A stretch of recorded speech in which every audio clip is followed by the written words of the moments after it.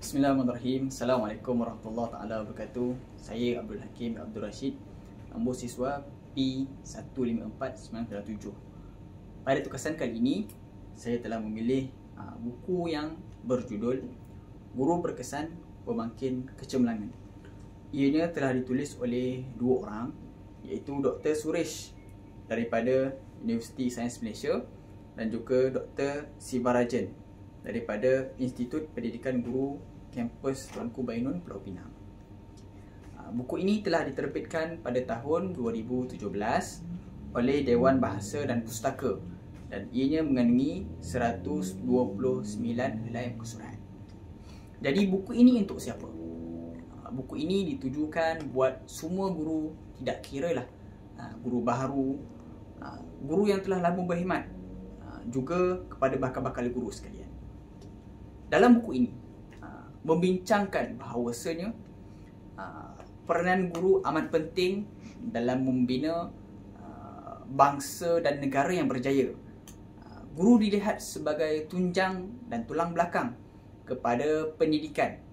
Oleh itu, kecemerlangan dalam pendidikan ini ianya haruslah bertitik tolak daripada seorang guru.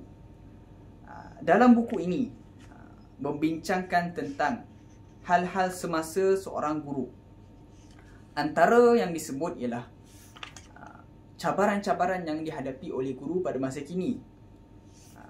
Antaranya ialah beban kerja guru. Guru ditugaskan bukan sahaja mengajar dalam kelas, tetapi perlu juga menguruskan pelbagai program seperti hari sukan, hari kantin, muasyarat PIBG dan sebagainya. Selain itu juga, cabaran yang dihadapi oleh guru pada masa kini. Mereka perlulah berdaya saing dan mengikuti arus pemodenan dengan menggunakan teknologi yang ada pada masa kini. Pembelajaran pada masa kini bukan hanya bergantung kepada kaedah chalk and talk, tetapi guru-guru perlu menggunakan setiap kemudahan teknologi yang ada.